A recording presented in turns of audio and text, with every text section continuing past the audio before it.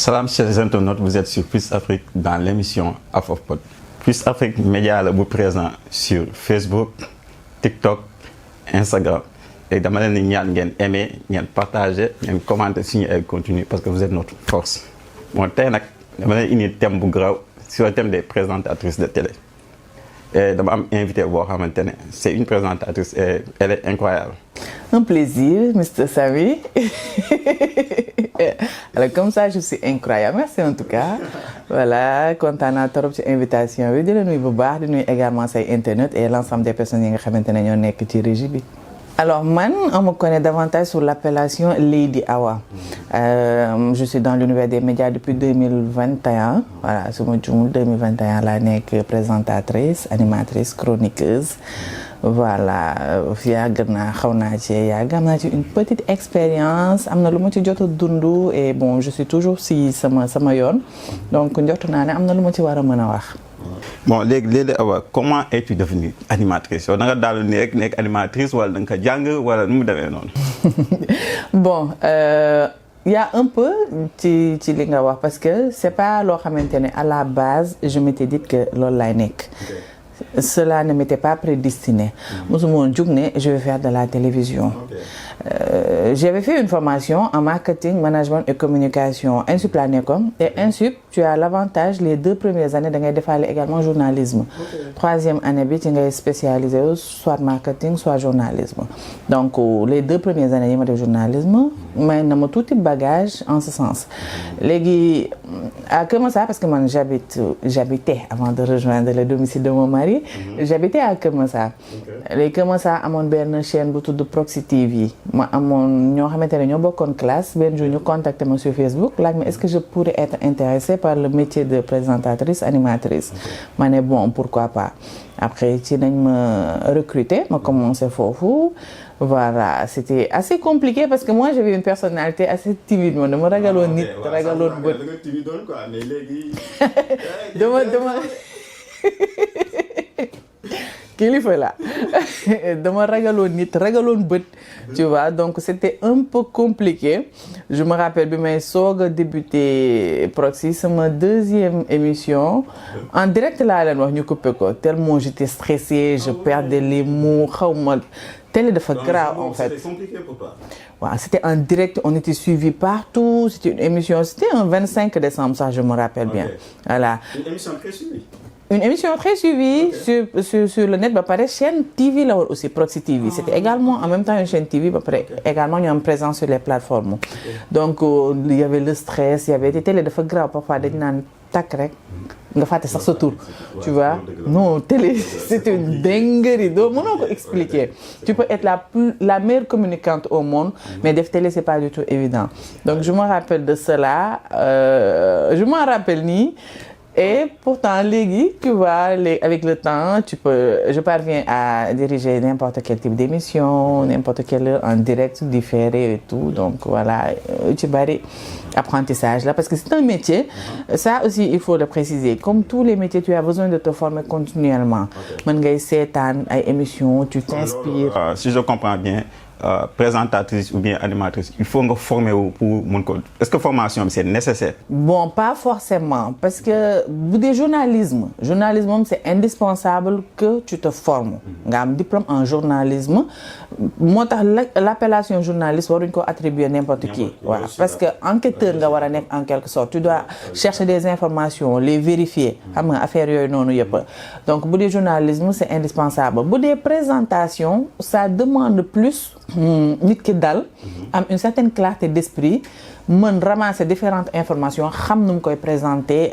au public parce que loolu mooy rôle principalement présentatrice benn programme benn émission wala benn info mu présenter ko public bi suivant cela bu amee ay invités mu diriger voilà guider leen. Bu dee animatrice moom animatrice dafa laaj également une personnalité assez dynamique. Voilà parce que animatrice voilà surtout voilà animatrice moom boo tooyee c'est mort animatrice tu dois être vivante da nga war a sa plateau da nga ko war a égayer da nga war a dégager joie de vivre da nga war a voilà même boo amee invité bu timide nga xam noo koy titiller exactement voilà. nangol naa la loolu donc voilà bu dee animatrice ak présentatrice boo amee yenn bagages yi que ce soit peut-être ses prédispositions naturelles wala peut-être suivant formation wala loo jot a jaar avec un peu de coaching tu peux le faire mën nga dem voilà. léegi yow en tant que animatrice présentatrice lan mooy sa meilleur souvenir à la télé. Mon meilleur souvenir à la télé bon moi je suis une personne boo xamante ne le fait d'être présentatrice animatrice du loo xamante ne dama koy utiliser à tout vent voilà ba def ko portail ku ne diw rek rattaché la à cela man métier laa ko jàppee comme n'importe quel métier damay xëy liggéey su ma wàccee jeex na pare naa ci tu vois donc métier laa ko jàppee et comme n'importe quel travail n'importe quel boulot voilà parfois tu peux avoir de très bonnes journées parfois des journées moins bonnes bon peut-être suñu avantage mooy parfois on a la possibilité. Anecdote d'une bonne journée ak anecdote d'une mauvaise journée. Anecdote d'une bonne journée c'est juste être entouré de personnes positives voilà discuter sujet bi fluide nit ñi déglu wante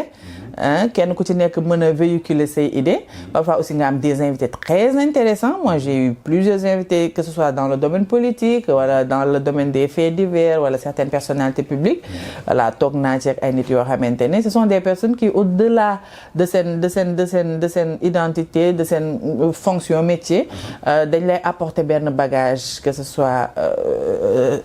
côté esprit intellect voilà wala côté humain parfois ñu dénk la ay conseils wala ay ñu am nañu waxee ak yow parce que en chaque personne rek tu peux apprendre quelque chose voilà donc parfois on a des invités très intéressants aussi quand tu as l'avantage nekk ci plateau boo xamante ne voilà nit ñaa ngi déglu wante nit ñi y a déjà une bonne entente avant ngeen yéeg ci plateau bi boo leen nekkee ci plateau bi day neex voilà. yow mosoo xuloo ak sa benn invité yow nu ma la xamee nii yaa nga xuloo ak say invité non xam naa la xamoon naa ne yow am nga mosoon nga am problème. Akili, on a eu une émission très dense, très tendue. Amadou Ly Akili, bon, c'est lui qui était plus sur la défensive. Donc, et c'est l'une des raisons également. C'était par rapport aux questions, parce que domaine politique, le bon. À l'époque, il voulait prendre la mairie de Keur Massar. Léegi moom nag c'était un gars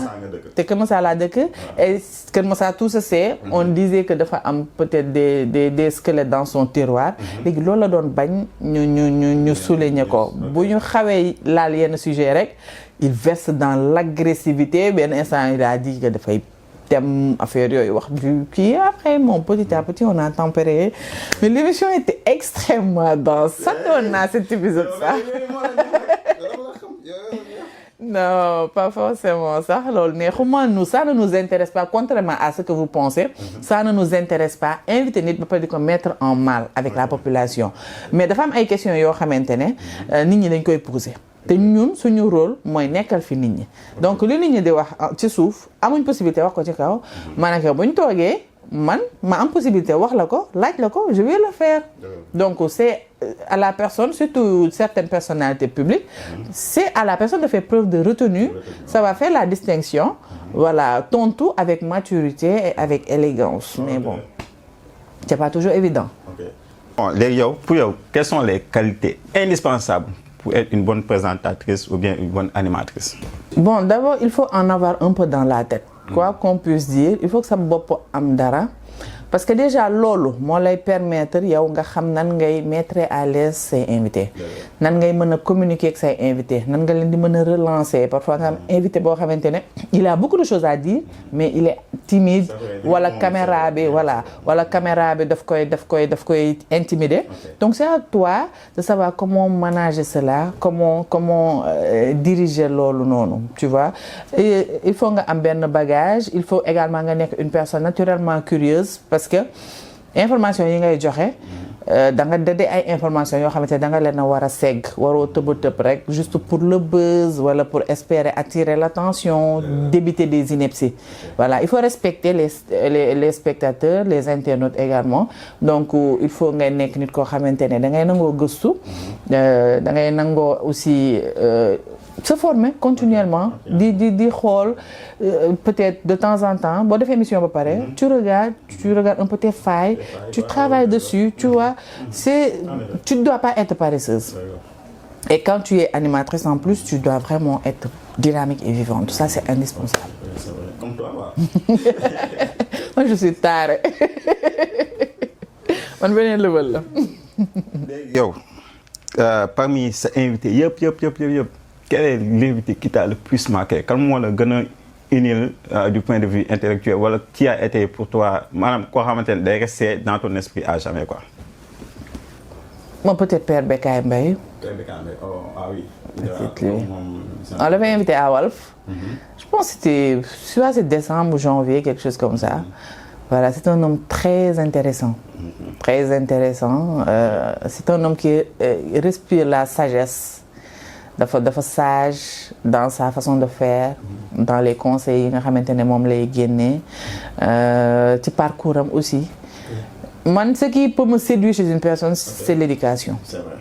L'éducation man éducation mooy la chose loo xamante ne dès lors que je le note chez une personne, franchement dama lay jàpp quoi. En fait da nga may intéressé, tu deviens une personne très intéressante à mes yeux. C'est pas le matériel, c'est pas le paraître, c'est pas forcément également ce niveau d'intellect, pas forcément, mais l'éducation, la sagesse, le fait de savoir, voilà. Parce que la façon dont on transmet un message, c'est très important. Ni parfois mën nga am message boo xamante ne vraiment c'est un message intéressant, mais ni nga koy jàllalee le message bloque même avant moo agsi. Mais yow boo xamee ni ngay jàllalee sa message xam ni ngay waxee ak nit ñi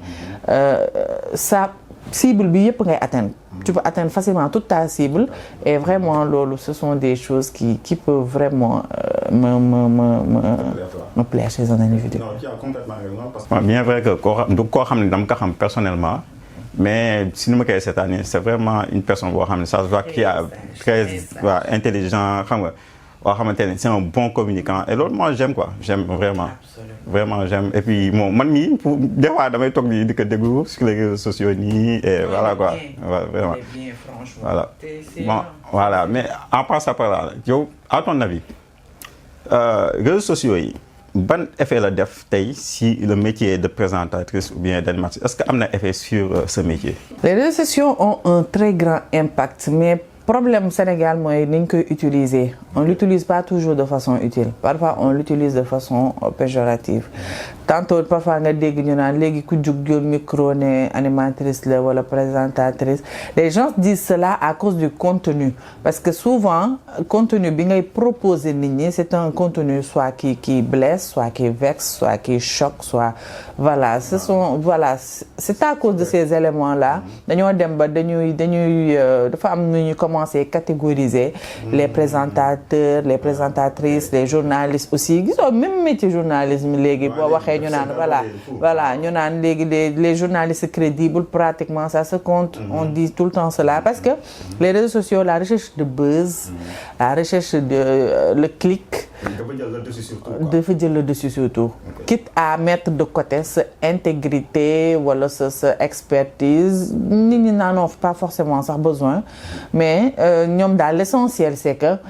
nañ leen gis nañ leen dégg nañ cliquer comme ça ñu mën a am xaalis non du tout ça m'a jamais intéressé li ma la wax tantôt mooy man dama jàppee le fait d'être présentatrice comme un métier quelconque une chaîne me recrute damay xëy liggéey su ma paree wàcc j'en profite même pas pour faire des activités après c'est une très bonne chose mais man je peux dire que j'ai mes raisons pour éviter voilà certaines être trop présente sur les réseaux être voilà non je ne suis pas trop présente sur les réseaux sociaux absolument pas à une époque j'ai essayé bon je l'étais parce que autant je suis présentatrice autant également je suis coach de vie donc quand tu es coach de vie que tu as des coachs quand tu as des quand tu es coach également c'est normal naturel que voilà tu sois assez présente sur les réseaux parce que tu as des messages à véhiculer et tout le monde est sur les réseaux sociaux que ce soit sur Facebook, sur TikTok, Instagram, wala Twitter, X, tout le monde est sur les réseaux donc c'est normal que tu exploites ces canaux. Voilà, mais Sénégal c'est un pays quand même assez bizarre donc on essaie d'avoir le juste milieu entre notre vie privée ak peut-être publique, image publique. bon loolu moom dama koy confirmer complètement parce que réseaux sociaux yi pour man sax ça a changé énormément de choses dans le domaine soit de la télé fii parce que tey da ngay xool n'importe qui day naan journaliste la nga gis koo xam ne il n'a jamais fait de formation de journalisme tey mu yeewu mais journaliste la loolu c'est un métier très sérieux très sérieux moo tax léegi tu vois du n'importe quoi à la télé et les chroniqueurs mais journaliste sax tane na mais les chroniques mais chronique yi gars yi lu leen dañuy jël koo xamante ne saa waay kenn xamul fu mu jógee gars yi def ko chroniqueur xam nga mais doy na waar mais yow dama amaat benn question bu doy waar est-ce que yow en tant qu'animatrice ou bien présentatrice dafa am ay sujets yoo xamante ne yow doo ko mës a traité doo ko bëgg a traité parce que am nga ay sujets tabous. Non, j'ai pas de sujet tabou ça parce que je pense que ak n'importe quel sujet n'importe quel thème bu ñu indi teg ci table bi war nañ cee war a mën a échanger atteindre un maximum d'individus sans pour autant forcément heurter te heurter c'est juste le fait d'éviter la vulgarité. Parce que même les thèmes qui peuvent au-delà de la vulgarité rek n'importe quel thème gars yi war nañ ko mën a traiter quoi. war nañ ko war a mën a traiter il suffit juste nga xam ni ngay wax nga xam voilà ak ni nga koy waxee donc j'ai pas de sujet tabou quoi. Sujet tabou quoi non yow garaaw nga de ay léegi awa. yaa ma gën a grave aller retour te yow xam nga loolu yow. yow léegi au-delà d'être animatrice et présentatrice tu es aussi coach de vie waa léegi yow dañuy expliquer ba pare lan mooy coach de vie ay awa yow grave nga de lii coach de vie maa ngi koy soogay dégg sama àddina. yaa ñeme yàlla yow nga topp coach yi di suivre yow coach de vie coach yow du coach domaine yëpp nag nga am sax yow. waaw léegi wax ma léegi yow léegi wax internautes yi léegi la mooy coach de vie internautes yi soo leen xamee lu coach de vie aussi ngeen commandé ko. de façon très ramassée coach mooy quelqu'un qui conseille. Tu vois quelqu'un qui conseille. Après le fait de conseiller cela peut dépendre de plusieurs paramètres. mën na am nit ki naturellement dafa am ay prédispositions. parce que dafa am ay nit yoo xamante ne da nga koy gis sax ci koñ par exemple benn problème wala benn situation bu taxawee ñu ne nañ recueillir avis diw. parce que ñëpp xamee nañ ko une certaine sagesse. xelam voilà sell na parfois da ciy génne ay kàddu yoo xamante ne amal na nit ki njëriñ. donc mën na nekk et moi je me dis que pour être réellement coach il faut nga am prédisposition yooyu en toi. Après aussi il y a la formation parallèle. Avec l'avènement d'internet chaque personne a la possibilité de suivre une formation en ligne. De bénéficier de la en ligne en tant que coach ou bien da nga def dans le temps. Bon, j'ai eu un ami, maa ngi koy bëgg a parler Oumar Dieye bu nekk France, c'est un coach certifié très réputé foofu en France. Voilà, boo xamante ne je peux dire que il m'a formé en tant que voilà, ma xaritam la et comme il est coach gisoon na ne que fii mën naa fi gis sama bopp bu baax. Donc tegoon na ma axe, il a beaucoup fait ci man en fait, il m'a inculqué énormément de choses allant dans ce sens. Sa coach de vie bii yomb na de. Attends non taxawal. nii rek mais est-ce que am nga ay clients est-ce que yow am na ay clients yoo xamante ne coaching nga leen. bi ma ci nekk ñu gis seen bopp bu baax si affaire ma yow bi gën a dee am na fi ay clients yoo xamante ni voilà je les ai aidés à ñii defaraat seen ménage ñii am nañ ci ay partenaires de vie maanaam man takk naa fi sax ay sëy wallahi si tu vois donc gis nga les mots ont un pouvoir immense liñ naan kàddu mën na rey nit parce que yenn kàddu yi boo ko génnee tu vois comment ça peut blesser comment ça peut détruire santé mentale nit ki comment ça peut dem ba détruire vie nit ki noonu nga mën a utiliser kàddu pour jàppale nit pour aider nit pour restaurer nit les mots ont un pouvoir immense et c'est juste ça le rôle du coach utiliser positivement ces mots parce que kenn ku ci nekk parfois coach wax la benn affaire boo xam ne tu te dis mais yow lii wax nga dëgg de affaire yooyu c'était en toi mais on t'aide juste à génne loolu nga am nga am déclic bi parce que aussi parfois da ngay dund situation boo xamante ne sa esprit sa day brouillé tu as besoin d'un avis externe koo xamante ne dina analyser situation bi de façon très objective après mu guider la wax la teg la ci axe te yow da ngay xool boo toppee yooyu noonu très souvent dañ ci am gën ok waaye léegi man nag kañ nga may coaché naa la coaché coaché moom yow da ngaa bëgg yow bëggoo ñi nga mën a coacher mooy ñi bëgg dans la vie de tous les jours koo mën a jàppale mooy ki bëgg bëggoo mosoo bëgg bàyyi ma yóbbul tax ma sulli fii say mbóot de on se sait xamante rek bon dama am question bu doy waar yow seetlu nga ma sa Sénégal Norvège bi seetlu nga ko. les champions d'Afrique qui se font malmener 3 buts ba ñegsee ba tey coupe du monde bi ñu ngi encaissé ay ñett rek bon que dire xam nga dañ naan nit du kii quoi xaw ma lan du fàtte démb da ngay sàmm coloré tout ça machin mais la remarque que j'ai faite c'est la même remarque que bon nombre de Sénégalais ont eu à faire mooy la sélection du coach Pape Thiaw kenn comprendre le problème am ah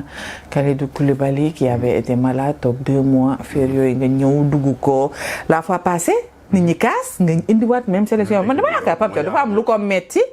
mu ne muy fayu ci pet nii waaw muy fayu ci pet doo comprendre en fait tu vois Ismaïla Sarr bon c'est vrai que mu dugal 2 buts et tout mais il y a des choses daal qui restent ba pare non Norvège alaan wala nañu ba ñu moom mais ñii bu ñuy football da ngay sentir hargne bi détermination bi seen bakkan nañ teg mais ñun franchement dañoo mës a manqué loolu de man Coupe d'Afrique bi j'avais fait la remarque je disais que da ngay gis ay ñoom Côte d'Ivoire ñoom Cameroun ni ñuy rayee seen bopp ci terrain bi mais ñu xaw ma je pense que jusque là on a eu de la chance moo taxoon Coupe d'Afrique mën nañ football mais man j'ai l'impression que seen détermination franchement ak seen combativité seen agressivité dafa des waaw man loolu j'avais fait cette remarque après on me dira que c'est pas forcément lié l'essentiel c'est de marquer mais bon quand tu vois Alan ñi limite muy naaw ci terrain bi ayo tam jéemal naaw wala nga raak sax nga créer dara mais match bi ñi lapide noonu rek dafa doy waar man nag je vais être long parce que soo xoolee si match Sénégal Norvège bi c'est-à-dire maladie bi la symptômes yi muy woon si Sénégal France parce que soo xoolee ñun tout au début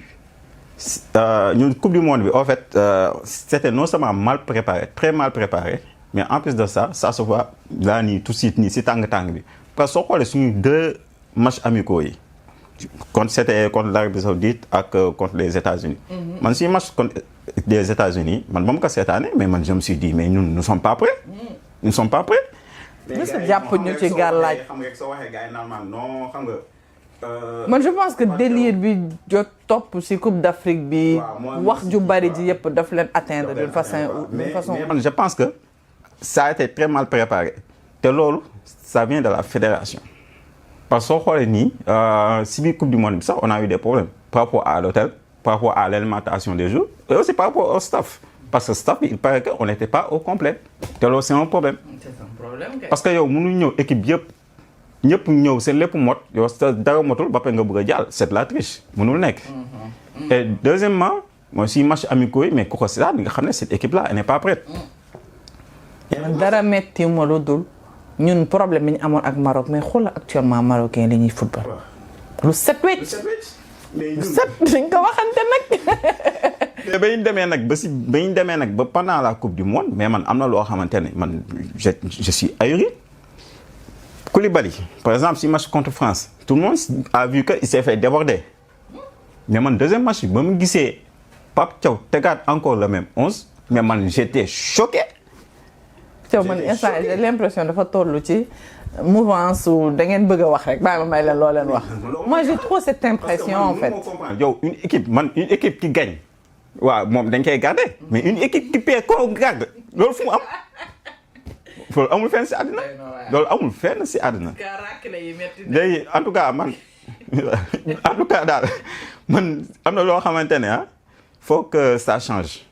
moom mooy 3e match bi il faut que Pape Thiaw def quelque chose parce que su deful quelque chose nii rek on va perdre contre l'Irak et si on perd contre l'Irak moom c'est fini man je pense pas que parce que ça m'étonnerait sax même après cette coupe du monde ñu garder ko parce que en 2027 il y aura une CAN yàggatul et ni ñu joué nii mënul sax génn premier tour CAN ba gagner CAN donc man je pense que il faut faire rapidement quelque chose parce que man lu mu def nii c'est une faute professionnelle c'est une man nag néew ma kenn pour wax ñu dàq ko ou bien ñu garder ko ou tout ça mais ce dont je suis sûr mooy li mu def nii dans n'importe quelle autre sélection dans le monde soo ko defee tu ne restes pas dans l'équipe. À juste titre. Bon yéen tamit soo leen amee avis ci match bi aussi vous pouvez le dire c'est bien aussi d'extérioriser ku si nekk loo xam rek nga se ressentir xool yi instant yi dafa fees te ku si nekk nga extérioriser sa xalaat xam nga ça fait du bien quoi. que TAS mën na jël kii bi titre bi officiellement accordé ko Maroc loo ci xalaat. Bon TAS c'est pas une organisation sportive TAS c'est une organisation juridique qui arbitre le sport. yaa ngi comprendre léegi de ce fait nag suy ñëwee fii dans le domaine juridique dañuy xool ndax tout victoire Maroc bi est-ce que ñu koy wax respecté na les conditions juridiques. voilà est-ce que kii par exemple Maroc est-ce que par exemple ñoom seen ay CAF nu mu leen joxee victoire bi est-ce que d'un point de vue juridique tout a été kii respecté est-ce que bon tous les papiers sont au complet est-ce que ñaari équipe yëpp bon respecté nañ conditions yi. voilà quoi c'est-à-dire dafa nekk benn ensemble boo xamante ni il faut que ñu respecter ko pour que TAS mun na ñëw joxe verdictam TAS nag lépp moom verdictam dafa kii quoi dafa solennel quoi su xasee boo wax lii rek. loolu la ak lu kaf mënti wax ak lu keneen mënti wax TAS nu mu wax loolu mooy am. léegi tey dañuy wax si Lady Awa mooy léegi yow léegi à travers sa profession tout ce que tu fais de la vie est-ce que mos na la génneel ay fausses rumeurs yoo xamante ne ça dafa am lu mu la yaaxal. Par rapport à ma profession non parce que comme je te l'ai dit man profession bi liggéey rek laa ko jàppee c'est pas un canal boo xamante ne profité naa ci dugg lu nekk di saisir certaines opportunités wala fu ñu ma bëgg a intégrer ma topp leen ci juste parce que je me dis que je suis une personne de média non donc par rapport à ma profession non musuma ci dégg ay rumeurs après nag tout ma yàgg na Sénégal donc voilà. en général ñi nekk à la télé gars yi genre rumeur yu ne dañ dégg. waaw man nag damay moytu man nag yu bari damay moytu déjà je n'ai jamais eu un copain boo xamante ne on a été dans la même boîte ay sorties dugalante génnalante je l'ai jamais fait sama ñu ci bari mën naa liggéey fenn ba génn fa en dehors de heure bi may ñëw pour def tournage ñi ma fay côtoyer du ma fa xam kenn. ah oui. loolu moom mooy sa défense quoi. oui parce que Sénégal boo fi nekkee da ngay moytu. Sénégal réew mu doy waar la te waxal nit lu ñaaw dafa yomb surtout jigéen également tu vois waxal leen lu ñaaw dafa yomb donc man émission Walf Petit Déj bi rek. ñi may defanteel les 5 équipes yi may defanteel Petit Déj ñooñu laa xam Walf. xaw ma fa keneen. tu vois su may ñëw 9h je fais mon émission 11h wàcc naa génn naa ñibbi naa parce que réew mi moo laaj nga avenante ci lu bari réew mi daa doy waar. dëgg moom foofu moom vraiment tu as complètement raison c'est vrai que fii soo nekk dans le domaine des médias ñu lay gis tout le temps. dañuy commencer di la dëkkal foo dëkkul. c'est très facile gars yi génne te réew mi wax lu bon dañ koo gaaw a gëm. gis naa ko dijjee diw wala kii yóbbu na ko overset dañuy wax xaraam ak te dañoo gaaw a gëm wax ju ñaaw ñoom wax ju mën nga leen wax ju baax sax